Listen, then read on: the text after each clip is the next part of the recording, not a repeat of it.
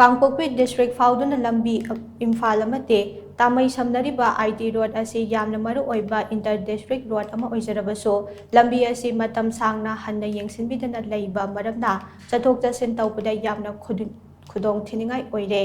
लेंगांगना अथुबा मतम लंबी take चंगबियो हाइना लेंगांके पुंगनिंग चिंगसलक्ले IT road असे तामई खुंजा सिंगना इम्फाल यौरपगी यामना मरु ओइबा लंबी अमने लंबी असे कांगपोकपीदगी किलोमीटर 68 लापा इम्फालदगिना किलोमीटर 110 सांगबा लंबीने तामईदगी इम्फाल फाउबा चटपदा पुंग मंगा खरा हेना चंगे नोंजुथागी मतमदा लंबी असिदा चटपा हाइबसे यामना खुदोंग थिनिंगाई ओइरे लंबी असिगी मफम कयादा हेना लेखुम थोकपा कोमजाव कया अमा लैबा मरमना एक्सीडेंट थोकपा गाड़ी स्लिप चटपा टायर पुथखिबना गाड़ी थौबा यादबना चिंगबा खुदोंग चादबा कया मायोकनरे